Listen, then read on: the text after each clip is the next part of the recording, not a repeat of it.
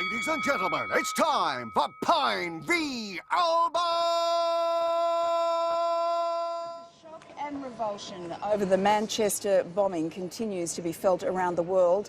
Here, it's prompted authorities to review how major events are policed and the role we can all play in being vigilant. And joining me now for more is Anthony Albanese and Christopher Pyne. Good morning to both of you. Good morning, Lisa. Excellent to have you both together, and that Congratulations on your 10 years. Thank you very Absolutely. much. Thank you. But it is appropriate that you two are together, because that's the one thing that we want to come out of this Manchester attack. It's for people to unite against evil. But Christopher, people are nervous. What is the government doing right now to make sure that the Australian public is safe at large public gatherings?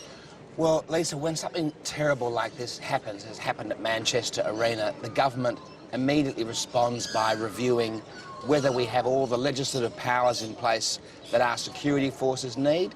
Agencies like the ASIO and ASIS and the Australian Signals Directorate, as well as the Australian Federal Police. We have mechanisms, apparatus in place to work with all the state police forces, so that if there's anything more we can do to add to their powers, we will do it. Unfortunately, it is a bipartisan area, so if we propose more changes to the law, Labor almost always supports those. Second thing, of course, we do is to make sure that our security forces are properly financed, properly funded by the government, and we think we've got those things in place. And of course, we think about how we can support Britain in this case with intelligence and, of course, with support, just moral support. But, you know, no government can guarantee that all of our public are safe all the time. And the Manchester Arena bombing is particularly heinous because the suicide bomber blew himself up not inside the stadium. So there were no bag checks could have stopped that happening. He waited till the end of the concert, till people were leaving, and he was outside the venue. So it's a very evil act. Anthony, do you think the government is spending enough right now on fighting terror? I think that the government and the opposition are as one. This is a time where the government isn't the Liberal Party, the government is us on behalf of the nation. And that's the way it should be. It's the way it was when Labor was in government. It's the way it is today. All Australians are horrified by the attack, and anyone with a child just thinks of the tragedy of parents wondering where their kids are who went to that concert. And all of us have a responsibility, not just government, I think, but civil society as well, to engage as one.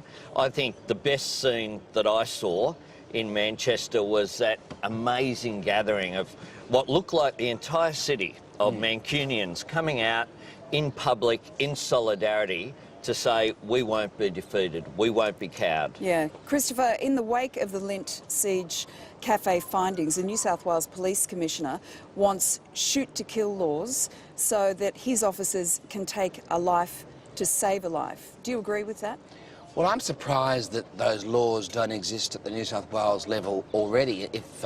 I'm sure in some guise they actually do, because obviously the police have the power to shoot to kill in a situation where people are in danger. I mean, it's been happening for many decades in Australia. In fact, there's been criticism that sometimes certain police forces have been too ready to do so. So I'd need to actually get the detail of what more he thinks he needs to do.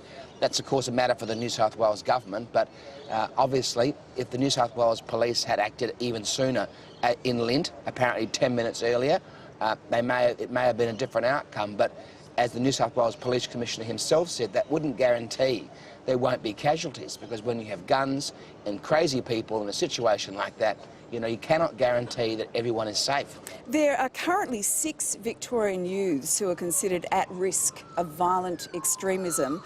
What more can we do to make sure that these people don't act? How close is the surveillance of these people? Well, the most important thing we can do is collect as much intelligence as possible and work with the communities that are at risk, if there are communities at risk. But what about monitoring these people? Well, we are particular? monitoring those people. I mean, let me tell you, in the last a little while, we have interdicted 12 attempted terrorist attacks in Australia.